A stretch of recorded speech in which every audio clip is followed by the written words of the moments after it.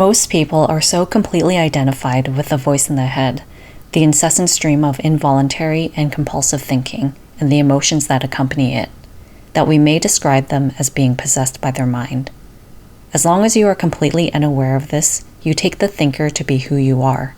This is the egoic mind. We call it egoic because there is a sense of self, of I, ego, in every thought, every memory, every interpretation, opinion, viewpoint, reaction, emotion. This is unconsciousness, spiritually speaking. So because the ego gets its sense of self through thought forms and emotions, basically it believes to be the voice in the head, and I think that that's what makes society so dysfunctional.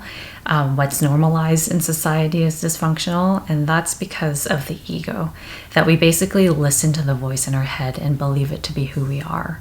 Like, I know at the beginning of my journey, before when I was deeply unconscious, I totally believed in the voice in my head to be who I was. I didn't know that I wasn't even aware of that there was any voice in my head. I thought that the voice in my head was actually me. And so I believed in every thought, every opinion, every interpretation or perception that I had.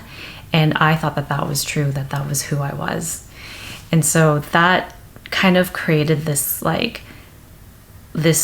thing where I would always take everything so personally, right? Every thought that I had, everything that my voice said in my head, I believed it. And I thought that, I struggled a lot actually with anxiety. I struggled a lot with social anxiety. And so whenever I was out in social settings, I would get hypervigilant, right? I had this big fear of people and big belief that the world was not safe. And so I would always be scanning the room, making sure that watching out for any potential threats. I would care so much about what people thought. I basically had to make sure that I acted appropriately, that I said the right thing and everything. And so being hypervigilant like that was quite exhausting, but that was the only way that I felt like I could kind of feel safe, right? Is to try to be on guard for any potential threat. But that was actually my ego doing all of that because it felt like it wasn't safe, and that was the only way to be safe.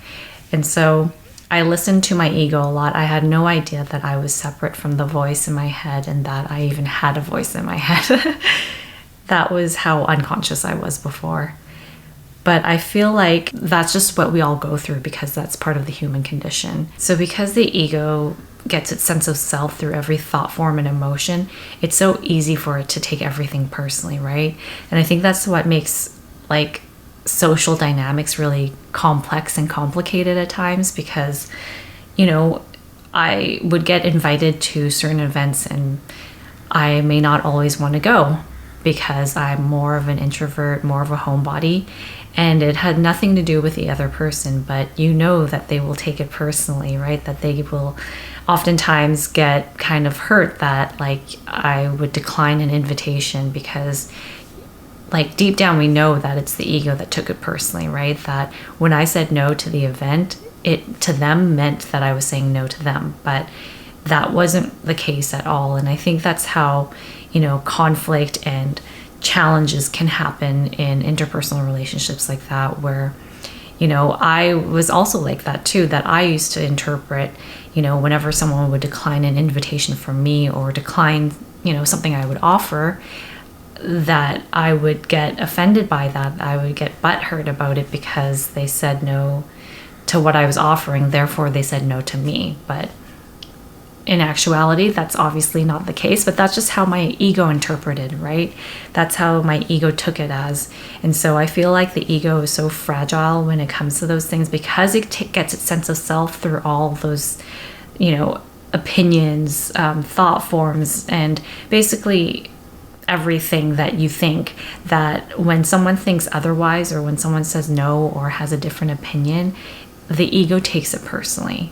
And so that's kind of one of the challenges of relationships and navigating the social dynamics, right? And I guess because deep down the ego knows that thoughts and emotions are fleeting, that it's a very kind of insecure place to be in, to get your identity out of your thoughts, out of your emotions, that's why the ego is always looking to protect itself, to enlarge itself and strengthen itself, right?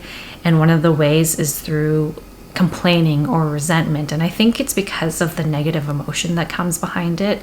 All these negative emotions kind of have like a bit of a charge behind it, almost like it fuels the ego. Like, you've been around negative people before that constantly complain about anything and everything, whether it's people or a situation, but all they do is complain. And it can be very draining being around someone like that. And I think the ego strengthens itself through the act of complaining because of the negative, I guess, juice behind it. And through someone listening to that complaint, right? Like, your attention is kind of feeding into the ego a bit more, and basically it's kind of feeding off of it, right? Off of its complaining and stuff. And so it can be really draining being around someone who is always so negative and always complaining and having resentments about everything. And I mean, even when you think about like being upset or angry, that's even more of a highly charged energy behind it, right? I know when I would get angry, there was just all this like rage behind it at times. And that's also another thing that fuels the ego. That's why there are people that get outraged by the tiniest things. And there's almost like some people who get addicted to being outraged all the time, because that's how the ego fuels itself, through that negativity. And so it constantly feeds on that kind of energy, that anger, that rage, right? And so it can become an addiction, and you see people like that all the time. And I think that's why, reactivity is almost like a hobby of the ego, to always be ready to pounce on anything, to react about, to get enraged about. And so it definitely amplifies the ego in that it just strengthens itself through those negative emotions. I remember when I was just beginning to be aware of my own ego, learning about my ego and trying to disidentify with it, I slowly started to see other people's egos, other people's unconsciousness, and I started, complaining and feeling resentful and being judgmental. And that was a big red flag for me, because I realized, over time, that there was this pattern going on, that I was basically, my ego had taken on a new identity. It had become this spiritual ego now.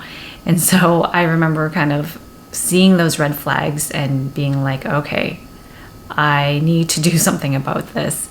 And basically, I guess the best antidote to that is basically just being more aware, and just being aware of the patterns going on. Because I guess when I was starting to let go of my ego in certain aspects of it, the ego is so quick in wanting to identify with something else. And so during that beginning phase, it started taking on that spiritual ego, of feeling like, oh, I'm right and they're wrong, because they're unconscious and that's their ego, right? I mistaken their ego for who they were.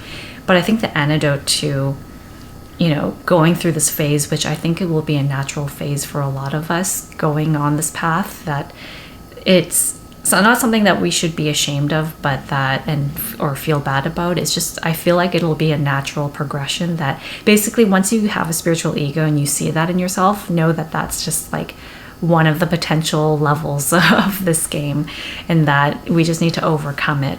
And so the antidote to that, I feel, is just being aware of the patterns, recognizing it for what it is, which is that it's just ego taking on a new identity, and to just, be non-reactive, essentially, to be kind of like understanding and have compassion in that, other people's unconsciousness, other people's ego is just their ego. It's not that that's who they really are, that it's just the human condition, right? And so when I started to recognize the ego in myself and started to disidentify the certain layers, the beginning layers of it, I had to extend out that understanding to other people as well, that it's like, oh, I reacted a certain way because of my ego, right? And I just needed to extend that understanding out to other people, that it's like, you know what, they are not their ego as well, but they are just behaving out of it. And so that's just the human condition.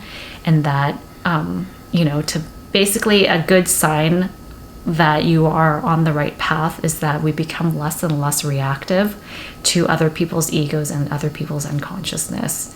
And so as we progress, it's just about kind of, being less reactive to the world and everything outside of ourselves, especially other people's egos and other people's unconsciousness. So I guess that's it for today. So thanks for watching, and I will see you next time.